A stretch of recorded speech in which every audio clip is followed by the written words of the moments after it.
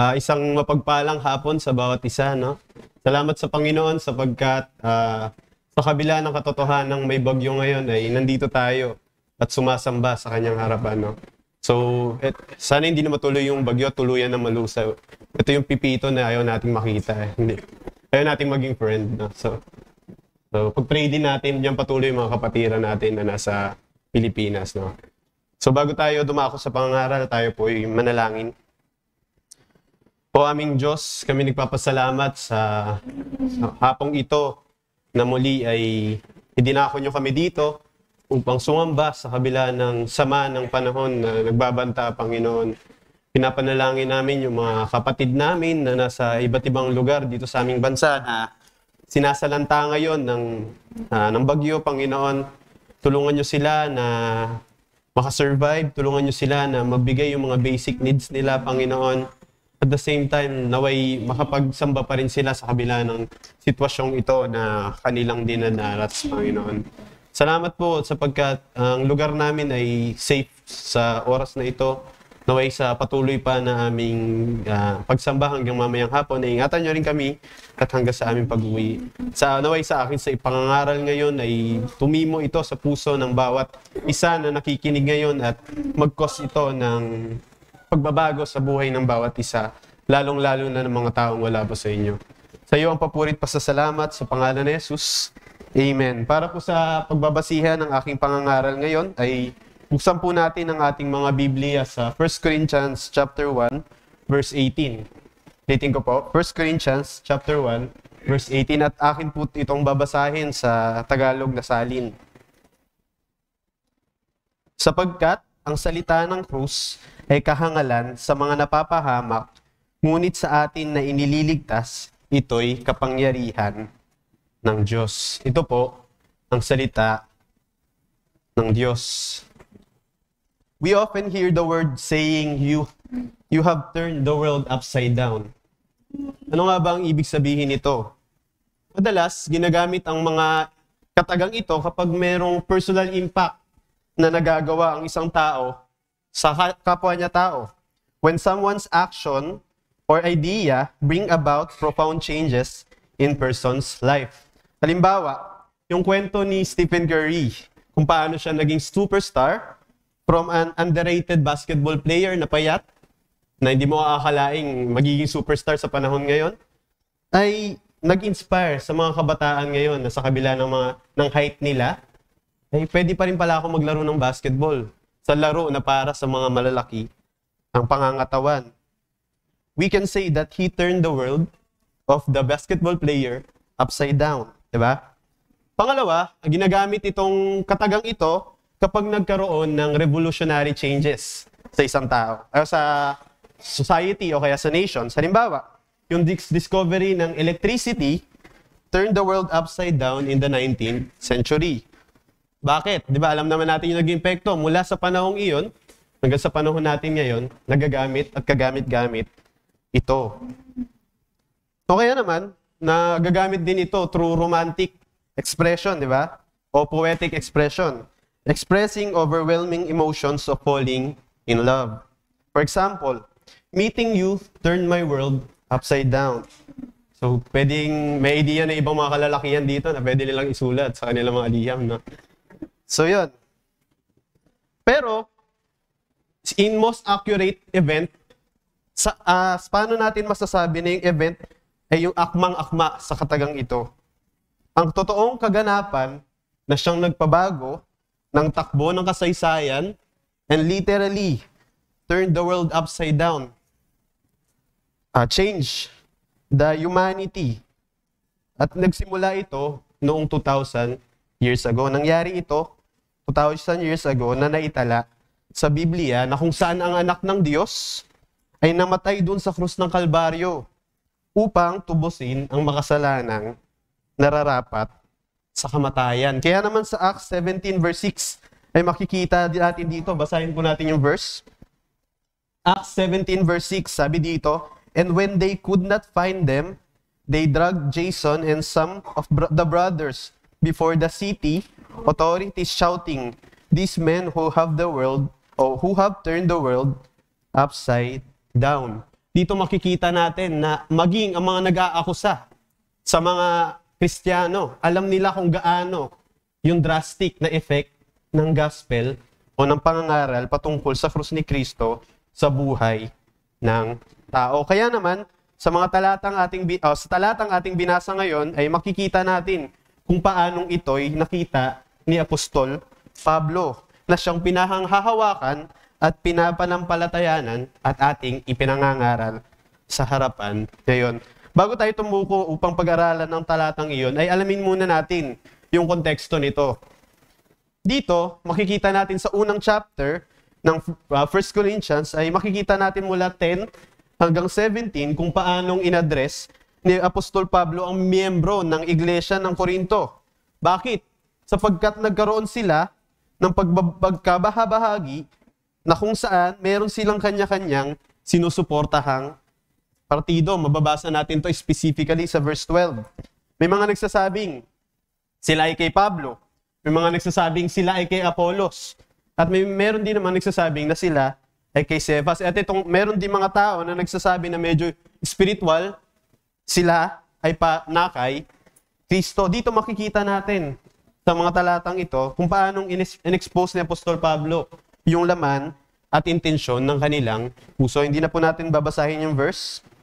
Pinakita dito ni Apostol Pablo na ang kanilang pagtingala o pagtingin dun sa mga spiritual leaders na yon, gaya ni Pablo o kaya ni Apollos at ni Cephas, ay hindi pagkilala ng kanilang greatness, kundi isang uri ng pride o kayabangan na kung saan kanilang itinataas ang kanilang sarili sa pagsasabing ako ay dakila dahil kinikilala ko itong taong to.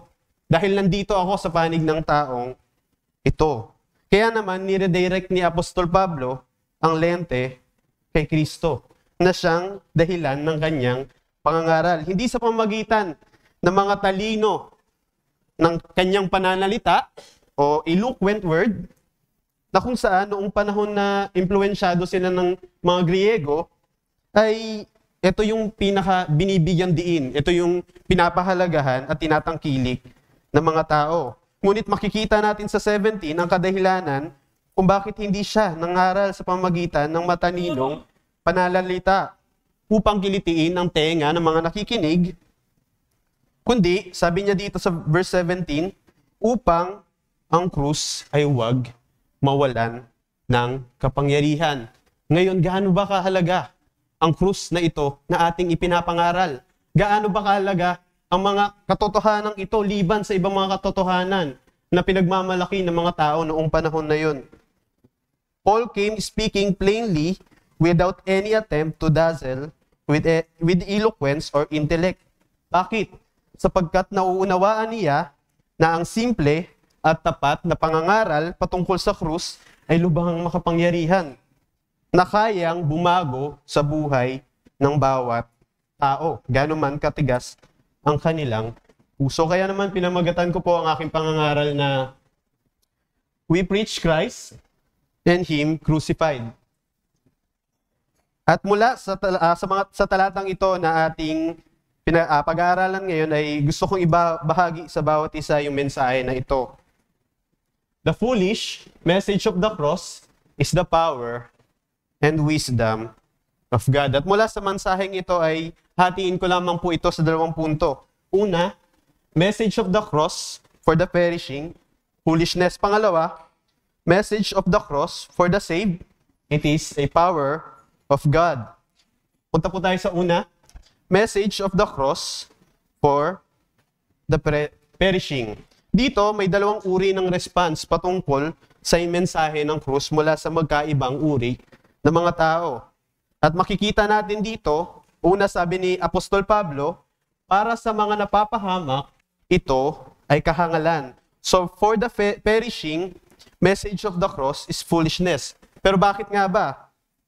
Bakit nga ba kahangalan ang mensahe ng krus para sa iba? Dahil sa kanilang kabulagan sa spiritual o spiritual blindness, di ba? Sila bulag dahil hindi nila nakikilala ang sanlibutan o hindi nakikilala ng sanlibutan ang karunungan ng Diyos. Mababasa natin yan sa 1 Corinthians 21a. Sabi dito, sapagkat yamang sa karunungan ng Diyos ay hindi nakilala ng sanlibutan ang Diyos sa pamamagitan ng karunungan nito. Bukod dito, sila'y bulag sa pagkakilala. Pangalawa, dahil wala sila sa kanila ang Espiritu ng Diyos. Makikita natin yan sa 1 Corinthians 2 verse 14. Sabi dito, ngunit ang taong hindi ayon sa Espiritu ay hindi tumatanggap ng mga bagay ng Espiritu ng Diyos, sapagkat ang mga iyon ay kahangalan sa Kanya at hindi niya iyon nauunawaan, sapagkat ang mga iyon ay nauunawaan sa pamamagitan ng Espiritu. So yan pala yung dahilan kung bakit para sa mga taong ito ay kahangalan. Hindi nila ito kayang tanggapin sapagkat ito'y kahangalan para sa kanila. Ang mensaheng ito ay walang kabuluhan sa sanlibutan. Ano nga ba yung kinahuhumalingan ng mundong ito? Pagtingin sa mga bagay na makapagbigay sa kanila ng kanilang sariling satisfaction. Para sa kanila, it is foolish to spend our Sunday to worship God. Pupunta ako sa kung ano yung makakapagpa-entertain sa akin. Diba? Kaya naman may mga iba na pinipili na lang na pumunta sa mall kaysa pumunta sa church para mag-worship. May iba naman mas pinapahalagahan ang kanilang negosyo, ang kanilang sariling pagkakakitaan.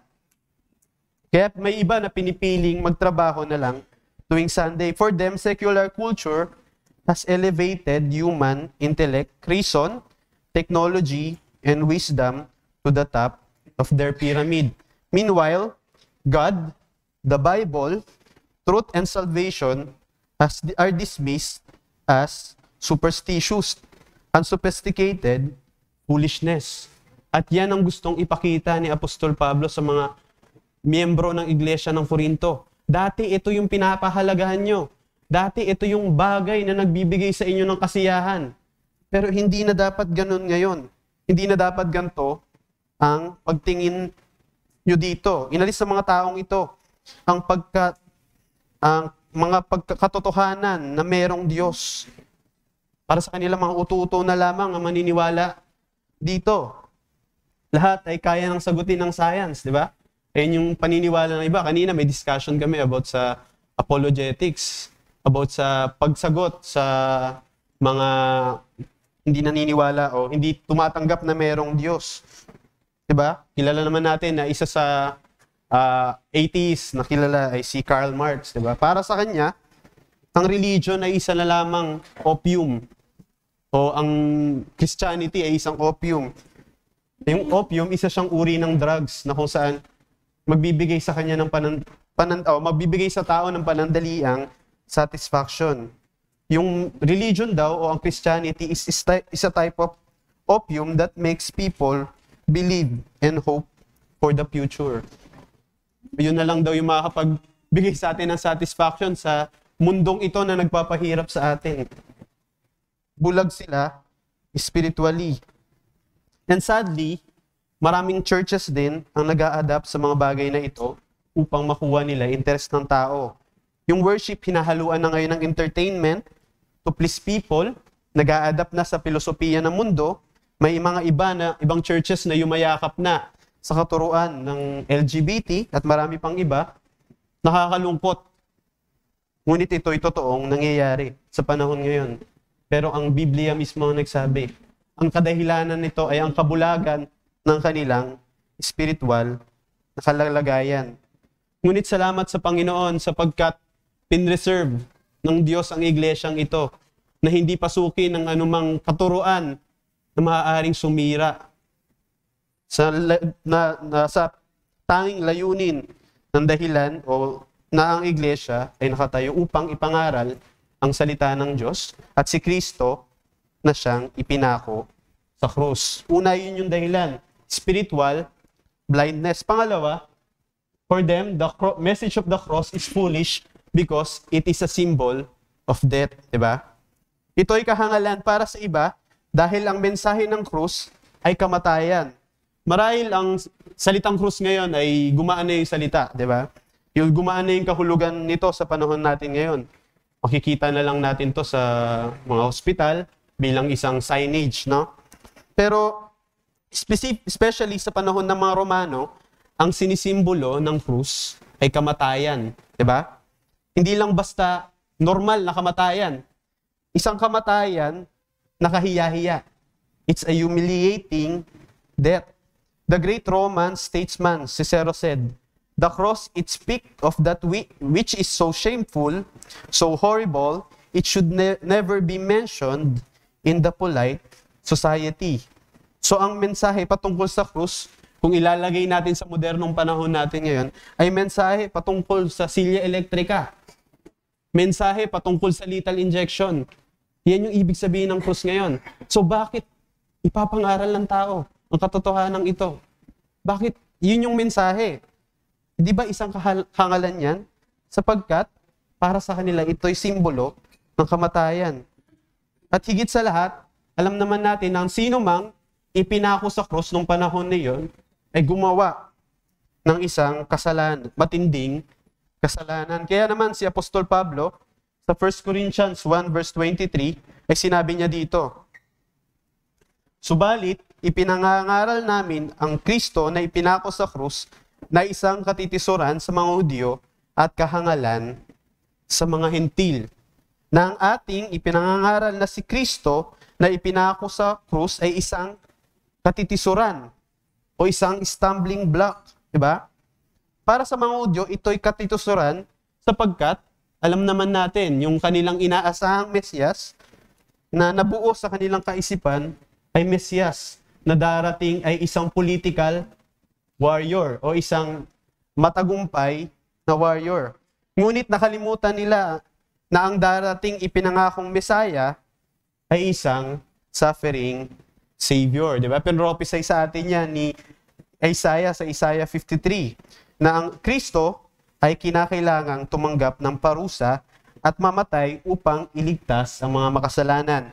Sabi sa Isaiah 53 verse 5, "Ngunit siya'y nasugatan dahil sa ating mga pagsuway. Siya'y binugbog dahil sa ating mga kasamaan. Ipinataw sa kanya ang parusa para sa ating kapayapaan at sa pamamagitan ng kanyang mga latay ay gumaling tayo." Diba? Ayan ang dahilan. Ayan ang hindi nakita ng mga tao o ng mga Hudyo nung panahong iyon.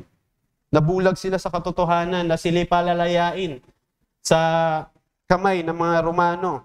At si Apostol Pablo din mismo, minsan ding natisod sa mga katuroang ito. Alam naman natin na bago siya maging isang dakilang apostol, ay isa siyang leader ng Judaism. Isang Pariseo na masigasig sa pinepersecute ang mga mananampalatayang nagtuturo patungkol kay Kristo. At alam naman natin yung nangyari sa kanya, di ba? Bagamat dati siyang spiritually blind, ay binuksan ng Diyos ang kanyang mga mata na ngayon makikita na natin na ang kanyang tanging ipinangangaral at ang tanging laman nito ay patungkol kay Kristo at ang kanyang krus. Sinabi rin sa 1 Corinthians 1 verse 23 na ito'y kahangalan sa mga Hintil sapagkat since the very beginning of the Christianity, the church has had to endure the mockery of unbelieving world concerning our message. Hindi ito nagsimula nung panahon ng mga unang apostol. Hindi ito nagsimula sa mga church fathers. Kundi, nagsimula ito nung panahon ni Jesucristo. Makikita natin na ang pangangaral o ang nangyari sa krus ng Kalbaryo ay tingin ng mga tao ay isang kahangalan o tingin ng mga Hintil ay isang kahangalan. Makikita natin, di ba? Sa mga gospel kung paanong siya'y sinuutan ng kulay ube na damit representing royalty at koronang tinik, hindi upang kilalanin ang kanyang pagiging hari. Di ba? Kundi upang siya'y libakin. Makikita natin kung paanong nagdusa dito si Kristo sa mga kamay ng Hentil. At maging sa mga Hudyo, ay nilibak din ng Panginoon. na makikita natin sa Matthew 27, verse 42 na sinasabi, nagligtas siya ng iba, hindi niya maligtas ang kanyang sarili. Siya ang hari ng Israel. Bumaba siya ngayon sa krus at maniniwala tayo sa kanya. Ito'y kahangalan sa iba sapagkat ang krus o ang kamatayan ay nangangahulugang pagkatalo. Ito'y nangangahulugan ng kahinaan. Meron ako nabasa na isang sulat. May isang libingan daw sa Rome na may nakaguhit ng isang larawan ng tao. Tapos yung larawan ng taong yon ay may ulo ng donkey. No? Na para siyang sabihin na natin sa panahon natin ngayon na parang nakabandalize sa isang pader sa Rome. At nakasulat dito, Felix worship his God. Na kung saan ang pinapakita nito ay ang paglilibak sa mga Kristiyano. Pinapakita ang paglilibak sa idea na ang Diyos ay ipinako sa krus. Pinapakita dito na ito'y foolish para sa iba, no? The mockery continues throughout generation to generation. Makikita natin sa internet yan, makikita natin sa mga awitin, makikita natin sa mga palabas na pinapalabas ngayon, at mga filosofiya na ang layunin ay kutyain ang Diyos. At tayo, tayong mga mananampalataya na ngayon, ay minsan din na nangyari ito sa ating buhay. We're no better than those people. Minsan din tayong naging katulad ng iba na nililibak ang pagtuturo patungkol sa krus ni Kristo. Sa paanong paraan? Hindi man sa direktang pagpapahayag na na tayo ay nagbibigay ng panglilibak, kundi sa pamamagitan ng ating pagtanggi sa paanyaya ng Ebanghelyo. Every time na nangangaral dito sa harapan at tinatanggihan natin ang mga katotohanan ito, parang sinasabi natin, hindi tayo o hindi natin kailangan ang katotohanan yan. Wala tayong pagkakaiba sa mga taong sumisigaw nung si Kristo ay pinako sa krus. Crucify Him. O ipako siya sa krus. Kaya naman, sa mga nakikinig na nandito ngayon na hindi pa kinikilala si Kristo bilang kanyang Panginoon at patuloy na tinatanggihan ng alok ng kaligtasan, ay pagtingin ng katotohanan, ito ay kahangalan para sa Kanya. At sinasabi natin na hindi natin kailangan ng Diyos. Iniimbitahan kita ngayon, kaibigan, lumapit ka sa Kanya at isuko mo ang iyong buhay. Sapagkat ang pangangaral patungkol sa pagkapako ni Jesus sa krus ay ang karunungan ng Diyos at ang kapangyarihan ng Diyos para sa ating kaligtasan. And that will lead me to my second point. Message of the cross for the saved. It is the power of God. What makes the message of the cross so powerful? Una, because it is the message of redemption. Ito'y mensahe ng pagtubos. The cross of Christ is a message of atonement. Nang dahil sa kasalanan ng tao, tayong lahat ay napalayo sa Diyos. Tayong lahat ay naging kaaway na ng Diyos. Dahil hindi hahayaan ng Diyos na ang tao sa kanyang kasalanan ay manatili, ay lumapit sa kanyang presensya, ay nagkaroon tayo ng malaking balakid upang tayo makalapit sa Kanya. Dahil kung tayo lalapit sa ating estado bilang makasalanan, tayo ay mamamatay ng dahil sa Kanyang kabalalan. At dahil dito, we are alienated from God because of our sin. Ngunit ang mabuting balita ng Diyos, siya mismo ang gumawa ng paraan upang ang tao, napatay dahil sa kanyang kasalanan, ay magkaroon ng buhay sa pamamagitan ng kamatayan at muling pagkabuhay ng kanyang bugtong na anak. At dito, makikita natin na ito'y pinangako niya right after na ang tao ay magkasala. Makababasa natin yan sa Genesis 3 verse 15. Sabi dito, Maglalagay ako sa iyo at sa babae ng pagkapuot sa isa't isa at sa iyong binhi at sa kanyang binhi. Ito ang dudurog sa iyong ulo at ikaw ang dudurog sa kanyang sakong. So, itong pangako ng Diyos nung ang tao ay nagkasala ay tumutukoy sa hinaharap na kung saan merong isang darating na Mesiyas na siyang tatalo sa kaaway, na siyang tatalo sa kamatayan. Ang krus ay ang kapangyarihan ng Diyos sapagkat dahil dito ay napawi ang kanyang puot sa ating makasalanan, mga makasalanan, nang si Jesus ang siyang maging ating propitiation, no? Siya'y naging ating pampalubag loob. Sa mamagitan ng kanyang dugo, ay binigyan niya ng kasiyahan ang hinihingi na hostisya ng Diyos. Na imbis na tayo, yung tumanggap ng walang hanggang kaparusahan, siya'y tinuring na makasalanan alang sa atin. Tayo ang tumanggap at siya ang tumanggap na nararapat ay para sa atin.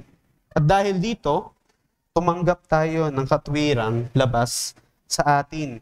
Si Jesus naman ngayon ang itinuring na makasalanan upang tayo'y magkaroon ng katwiran. Hindi na ang kasalanan natin yung nakikita ng Diyos, kundi yung katwiran ni Jesus na nasa atin.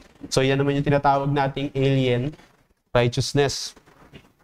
Ilan lamang yan sa mga mabuting balita o magandang balita na ating pinagsisikapang ipangaral mula noon hanggang ngayon. Sunday after Sunday, makikita natin sa bawat pages ng Biblia na ating pinapakinggan dito sa pulpitong ito, ay tumutukoy sa katotohanan ito, ang mensahe ng pagtubos ng Diyos. Diba? Marami pang iba, nariyan pa yung mga means of grace, no? Na ating tinatanggap. Diba? Narito yung pagtulong sa atin para sa ating kabanalan. Ngayon tayo yung mga Kristiyano na, di ba? Upang maging mas kamukha pa tayo ni Kristo at higit sa lahat, yung tatanggapin nating kaluwalhatian. This is the package of the message of the cross of Christ. Ngayong narinig na natin ito mga kapatid, kahangalan pa ba ito sa atin? Kahangalan pa ba ito para sa atin? Bakit hindi pa tayo tumatanggap? O bakit di pa tayo lumalapit kay Kristo? Gusto kong tanungin ang bawat isa sa inyo na nandito ngayon, maging sa mga Kristiyano na, maliwanag pa ba sa atin ang krus ni Kristo? Ano na yung dating sa atin every time na maririnig natin ang krus? Mahiliwanag pa ba sa atin yung ebanghelyo? O nagiging malabo na ito sa atin sapagkat kinakain na tayo ng alalahanin ng mundo? Kaya naman mahalaga na hindi tulad ng sinabi ni Kuya Manny kanina na hindi lamang natin i-enjoy yung pagkain ng salita ng Diyos every Sunday, kundi magkaroon din tayo ng sarili nating reflection sa araw-araw. Mahalaga na ipangaral natin ang gospel sa buhay natin sa araw-araw upang mas lumalim pa ang relasyon at pagkakilala natin sa Diyos. Alam niyo ba kung bakit makapangyarihan ang mensahe ng krus? Dahil bagamat totoo na ang Diyos o ang anak ng Diyos ay namatay ng minsan, ngunit hindi siya nanatiling patay. Siya'y muling nabuhay. Ang libingan ay wala ng laman. Diba? At ang pangako sa atin ni Jesus kung paanong siya'y muling nabuhay, tayo din naman na nagtitiwala sa Kanya ay muling bubuhayin. It is the power of God because the message of the cross is the message of redemption. And lastly, it is the power of God because the message of the cross is the message of God's wisdom. Ang krus ay mensahe ng karunungan ng Diyos. Mababasa natin yan sa chapter 1 ng 1 Corinthians sa verse 19 to 21. Sabi dito, sapagkat nasusulat, aking wawasakin ang karunungan ng marurunong at ang pangunawa ng mga matatalino ay aking bibiguin. Nasaan ang marurunong? Nasaan ang eskriba? Nasaan ang bihasang makipagtalo sa panahong ito? Hindi ba't ginawa ng Diyos na kahangalan ang karunungan ng sanlibutan?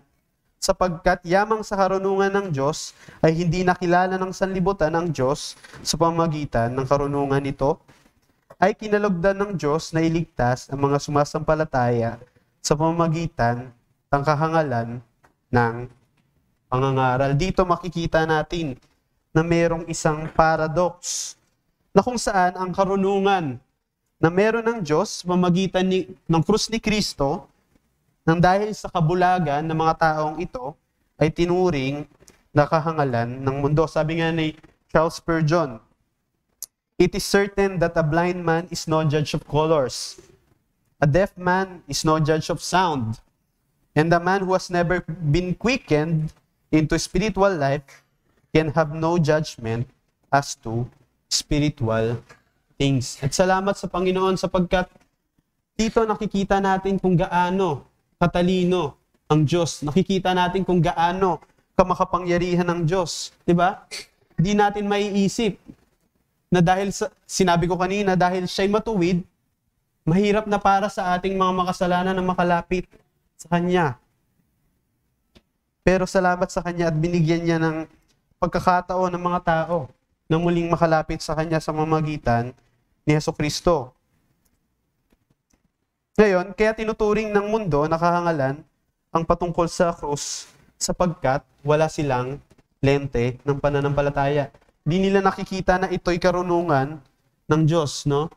Itong church na ito na ina-address ni Apostol Pablo ay isang, na ang bayan na ito ng Corinto ay nasa, tulad ng sinabi ko kanina, nasa ilalim ng impluensya ng mga Griego at ng Romano. Diba? Mayaman sila sa mga bagay na pinapahalagahan ng mundo ngayon, including political power, including money, human wisdom. Diba? Kung ikukumpara natin yung Corinth sa panahon ngayon, sa Amerika, pwede natin siyang ihalin tulad sa New York o kaya sa Las Vegas, diba? Dahil nga itong lugar na ito, o ang bansang ito ay mayaman, sila yung sentro ng kalakalan. So marami sa mga taong nakatira dito ay mga prominenteng tao, no? At marahil dahil dito, bagamat itong mga miyembro na nasa Corinto ay mga Kristiyano na, meron pa rin silang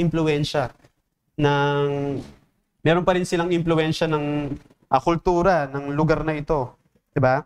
Makikita natin na meron pa rin silang impluwensya ng karunungan na meron ang mundo. Kaya nagkaroon ng factions o yung mga partido na sinasabi ko kanina.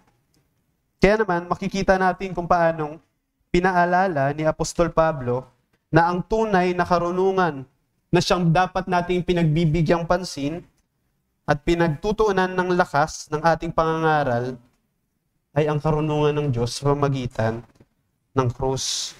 Sapagkat mga bagay na ito na maaaring pinagmamalaki natin ngayon ay mawawala. Ang karunungan na meron tayong sa mundong ito ay lilipas at magbabago. Ngunit ang karunungan ng Diyos ay kailanman hindi mawawala. At ang kagandahan nito, ito'y nagbibigay buhay para sa mga nagtitiwala sa Kanya. At ito'y may pangwalang hanggang kahalagahan para sa bawat isa. Gusto ko lang ibigyan ng quotation yung sinabi ni John Piper sa kanyang preaching sa Christian Hedonism. Ang sabi niya dito, "The wisdom of God devised a way for the love of God to deliver sinners from the wrath of God while not compromising the righteousness of God." Ang karunungan ng Diyos ay gumawa ng paraan sapagkat tayo'y Kanyang inibig. Dahil tayo'y Kanyang minamahal upang tayo'y iligtas. Pero hindi niya kinompromise yung Kanyang righteousness o ang Kanyang hustisya sa paanong paraan. Ito yung wisdom ng krus. Makikita natin to kung paanong sa redemptive history, di ba? Ito yung wisdom ng Panginoon para sa ating ipagliligtas, sapagkat hindi maaaring basta ka lang iligtas na walang mapaparusahan. Makikita natin kung gaano katalino ang Diyos. Gusto kong tanungin ng bawat isa, ano yung pinapahalagan mo ngayon? Yung edukasyon mo ba? Yung trabaho na meron ka? Yung karunungan na meron ka? Siguro, isa ka sa mga top students sa school. O kaya naman, isa ka sa magagaling na empleyado sa inyong trabaho. Hindi ko sinasabi na masama na magkaroon ng ganyang bagay na yan, sapagkat inutos din naman sa atin na magpakahusay tayo sa ating mga trabaho, di ba? Pero kung ito yung pinagsasaligan ng ating pagtitiwala, ay katulad ng pumunoy, unti-unti tayong ilulubog nito tungo sa kapahamakan. Sumalig ka sa matibay na bato na walang iba kundi si Kristo. Sabi nga sa kanta na On Christ the solid rock I stand, di ba? On Christ the solid rock I stand, all other ground is sinking sand, all other ground is sinking sand. Naway maging maliwanag sa atin ang krus ni Kristo. Bilang application, naway mas lalo pa nating ipangaral ang patungkol sa krus ni Kristo. Hindi ko sinasabi na ang content lamang dapat ng ating pangangaral ay sa New Testament, sapagkat doon tumutukoy yung patungkol sa krus ni Kristo. Pero, tulad ng preaching natin kaninang umaga, bagamat ito'y nagmula sa Old Testament, di ba? Tinuturo nito yung kaligtasan. At sentro nito ay si Kristo at ang kanyang redemptive work. Huwag nawang mawala ito sa gitna ng ating pulpito. Sa gitna ng mga nagkalat na pangangaral na ngayon na tinatangkilik ng mga tao yung health and wealth gospel. Naway huwag mawala ang krus ni Kristo. Pangalawa, we must preach the cross of Christ through our life. So, dapat makita rin sa buhay natin yung krus ni Kristo. Sa paanong paraan? Sabi ni Jesus sa kanyang mga disipulo, if anyone would come after me, let him deny himself and take up his cross and follow me. So we can preach the cross of Christ through our life. Sa paanong paraan? By denying ourselves and obeying Him and maging kamukha tayo ni Jesus. And bilang pagtatapos, meron akong nabasang article na kung saan merong isang church na may nakasulat na karatula na we preach Christ crucified. We preach Christ crucified. Habang tumatagal yung panahon, may dalawang bagay na nangyayari sa karatula na to. No? Kasabay ng pagtakip ng dahon sa karatula na nakalagay sa harapan ng church, na kung saan ay naiiwan na lamang ay yung katagang we preach Christ. Ay nangyayari rin sa iglesyang ito, ay nagtuturo na rin ng mga katuruan na patungkol kay Kristo, pero hindi na nakasalig sa ebanghelyo o hindi na nakasalig sa krus. Ang nilalaman na lamang ng mga pangangaral ay naglalaman na lamang ito na si Jesus ay isang moral example. Si Jesus ay good man. We must follow Christ. Gayahin natin siya, di ba? Instead of Christ crucified. Sa pagtagal ng panahon, muli na naman natakpan yung letra at naiwan na lamang yung salitang we preach. At kasabay no, nangyari din sa church, hindi na si Jesus ang kanilang focus. Yung focus na ng pangararal nila ngayon, yung katotohanan na may kinalaman sa araw-araw na pamumuhay, sa pagpapayaman, at yung mga simpleng relihiyosong salita at gabay na mabuting asal na wala ng kalaliman. At bandang huli, natakluban na naman yung isang salita. Yung kanina, we preach na lang, di ba? Ang naiwan na lang, we. Di ba? Ito'y nagpapakita na ang iglesia ay nawalan na ng tunay na layunin. Naging sentro na lamang ng iglesia ay ang mga taong nandito. Dati, si Christ yung nasa sentro at yung patungkol sa krus niya, ang sentro na lamang nito ay kung paano ka de-develop self-esteem, marami pang iba patungkol na sa kanilang sarili. Naging corporation na yung church. Hindi na si Kristo ang ipinangangaral at ang kanyang ebanghelyo. Naway, manatili ang katagang ito sa iglesyang ito. We preach Christ crucified. Huwag nating hayaan ang mga katuruan na makapasok sa ating church na inilalayo ang sento kay Kristo. Panalangin natin ay na ito'y huwag mangyari sa ating iglesia, sapagkat ang iglesia ay mawawalan ng kabuluhan o kahulugan kung di na ang pangangaral nito ay patungkol kay Kristo at ang kanyang ebanghelyo. Sapagkat ito ang kapangyarihan at ang karunungan ng Diyos. Yun lamang po at maraming salamat sa pakikinig. Tayo po'y manalangin. O aming Diyos, kami nagpapasalamat sa mga katotohanang ito na aming pinag-aralan ngayon. Tunay nga po na walang ibang mensahe ang dapat ipinangangaral sa gitnang ito, kundi ang mensahe patungkol lang sa inyong pagliligtas, Panginoon. Naway, huwag mawala ang aming focus sa inyong sa mga katotohanan ito. Patawad po, Panginoon, kung kami man ay lumalayo minsan, nakakalimutan namin ang tunay naming layunin, Panginoon.